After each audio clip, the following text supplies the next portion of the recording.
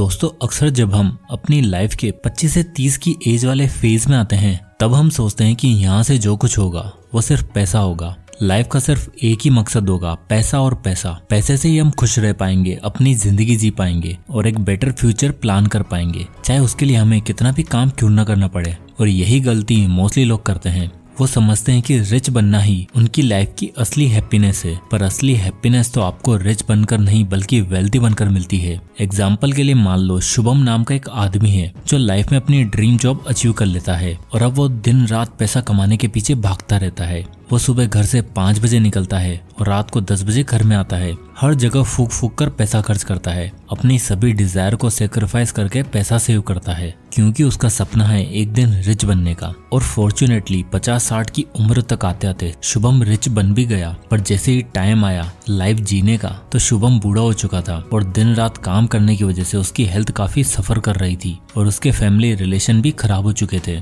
उसके बच्चे अब अपना करियर बनाने निकल पड़े थे और शुभम अकेले अपनी आलीशान चेयर पर बैठा सोच रहा था कि पैसों के लिए उसने अपनी फैमिली और अपनी हैप्पीनेस को सबको सेक्रीफाइस कर दिया। और अब ये बड़ा घर, बंगला, गाड़ी सिर्फ दूसरों को दिखाने के लिए अच्छा है, पर वो खुद अंदर से ट्रूली हैप्पी नहीं था। रिचनेस और वेल्थ में एक ही डिफरेंस होता है, प्रॉपर लर्निंग्स का। कोई इंसान कुछ नया क्रिएट करके रातों रात अमीर बन सकता है, पर अगर उसके पास नॉलेज नहीं है पैसों को सही से मैनेज करने की तो वो वेल्थी कभी नहीं बन पाएगा। और हो सकता है जितनी तेजी से उसने ये पैसा कमाया था उससे भी ज्यादा तेजी से वो गवा भी देगा। इसलिए लाइफ में किसी भी काम को करने से पहले उससे रिलेटेड इंपॉर्टेंट लर्निंग्स को ले लेना बहुत जरूरी है। और ये लर्निंग्स ही हैं जिसने एक ब्रोक इंसान को, जिसकी उम्र 25 साल थी, जो सिर्फ हफ्ते के $57 कमाता था और अपने $10 खोने पर वो इतना पागल हो जाता था कि उसे हॉस्पिटल जाने की नौबत आ जाती थी, पर सही लर्निंग्स और गाइडेंस मिलने की वजह से वो न सिर्फ रिच बना बल्कि ट्रू वेल्थ और ट्रू हैप्पीनेस का कॉन्सेप्ट भी समझ पाया। दोस्तों मैं बात कर रहा हूँ वर्ल्ड की one of the best selling book 7 strategies of wealth and happiness के ऑथर मिस्टर जिम रॉन की, जिन्होंने टी हार्व, डेव रामसे और टोनी रॉबिन्स जैसे कई ऑथर्स को इंस्पायर किया है। और आज की इस वीडियो में हम आपके लिए इसी बुक से 6 ऐसी स्ट्रेटेजीज और कुछ ऐसी इंस्पायरिंग स्टोरी लेकर आए हैं जो आपको आपकी सक्सेस का सही रास्ता दिखाएगी और एक क्लियर माइंडसेट देगी। So let's begin. Author gym Paul का जन्म एक छोटे से फार्मर की फैमिली में हुआ था। जिम की फैमिली में सभी फार्मर्स थे, पर उनके पेरेंट्स चाहते थे कि जिम पढ़ लिख कर एक बड़े आदमी बने, और ऐसा हुआ भी। स्कूलिंग खत्म होने के बाद उनके पेरेंट्स ने उनके एक अच्छे कॉलेज में एडमिशन करवाया, पर जिम को लगा कि कॉलेज वगैरह एक टाइम वेस्ट है, मुझे जल्द से जल्द अर्निंग शुरू करनी होगी, और उन्होंने कॉलेज से ड्रॉप आउट लेने का डिसाइड किया। जिम कहते हैं कि उनके इस डिसीजन पर उन्हें आज तक रिग्रेट है, पर जैसे वो चाहते थे वैसा हुआ भी सही। 21 साल की उम्र में बिना किसी कॉलेज डिग्री के उन्हें जॉब मिल गई और उसके ठीक 3 साल बाद उन्होंने शादी भी कर ली और कुछ सालों के बाद ही उनका बेबी हो जाता है। और 25 की एज तक आते थे जिम एक फैमिली मैन बन जाते हैं। और फैमिली मैन बनने के बाद उन्हें समझ आया कि उन्हें हर हफ्ते जो $57 का चेक मिलता था अब उससे काम नहीं बनने वाला। फैमिली की प्रॉब्लम और रिक्वायरमेंट्स बढ़ चुकी थी। जिम काफी मेहनत कर रहे थे, ओवर वर्क कर रहे थे, पर फिर भी महीने के एंड में वो अपने आप को बहुत ही मुश्किलों में पाते थे।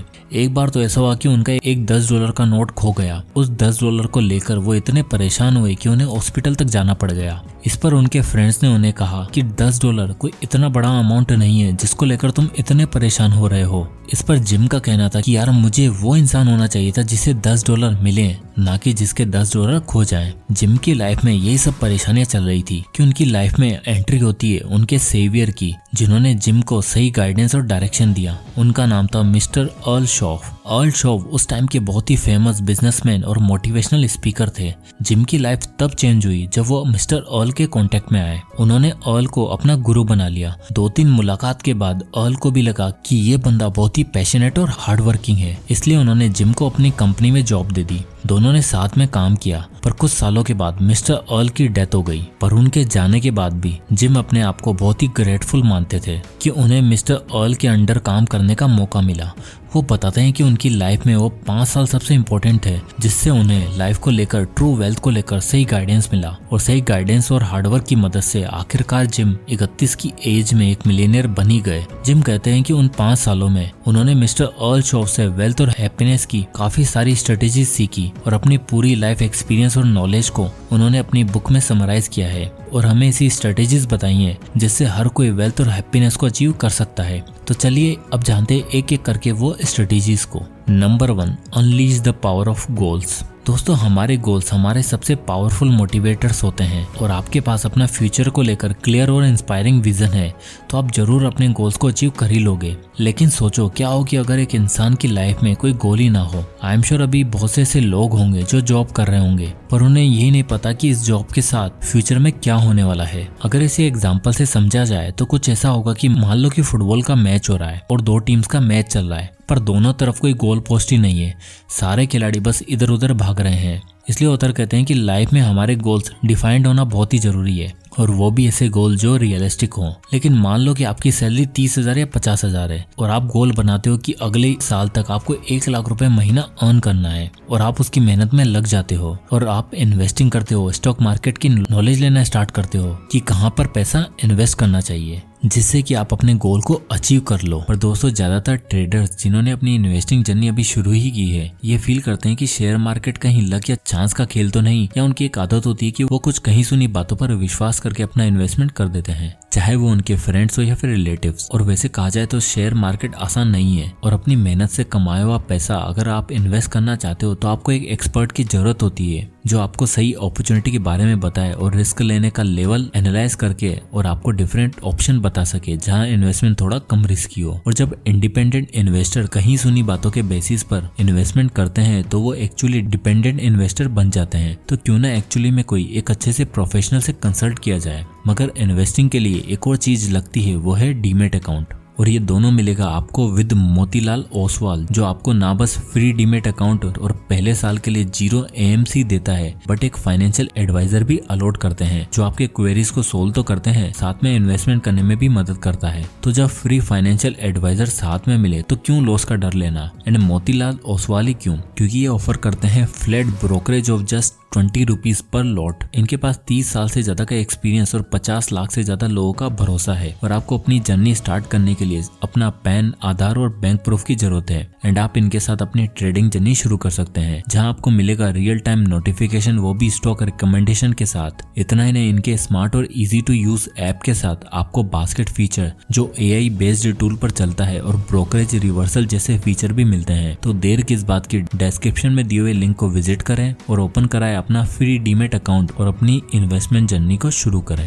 Number 2, seek knowledge. Author gym Paul कहते हैं कि एक वेल्थी और हैप्पी फ्यूचर के लिए आपको एक मेंटर की जरूरत होती है और उस मेंटर से जितनी नॉलेज हो सके उतनी नॉलेज लो। आप किसी भी रिच इंसान का कोई भी इंटरव्यू देख लो, वो लोग हमेशा अपने मेंटर्स, अपने गुरु के लिए ग्रेटफुल होते हैं। ऑथर टोनी रॉबिन्स बताते हैं कि जब वो एज ए जेनिटर काम करते थे तब उन्हें जिम का सेमिनार के बारे में पता चला और उन्होंने $35 का जिम का एक सेमिनार अटेंड भी किया जिससे उनको मोटिवेशन मिला अपने ड्रीम्स को पूरा करने का। पर मोस्टली लोग ऐसे समझते हैं कि कोई भी काम सिर्फ करने से आता है, उसकी प्री नॉलेज लेने का कोई फायदा नहीं है। और बिल्कुल जिम ने भी यही सोचा था जब उन्होंने अपना कॉलेज ड्रॉप किया और इस डिसीजन पर उन्हें हमेशा रिग्रेट रहता है। मैंने बहुत से लोगों को देखा है कि बिना सोचे समझे नॉलेज लिए बिना स्टॉक मार्केट में इन्वेस्ट कर देते हैं, किसी एनालिसिस या मेंटर्स की ना सुनकर अपने आप ही बिना सोचे समझे पैसा इन्वेस्ट कर देते हैं और उन्हें लॉस हो जाता है। जिम रोहन का कहना है कि अगर आपको इसी फील्ड में स्पेशलाइज्ड बनना है तो उससे रिलेटेड ज्यादा से ज्यादा नॉलेज एक्वायर करो। हर नई से नई चीज सीखो, टेक्निक सीखो,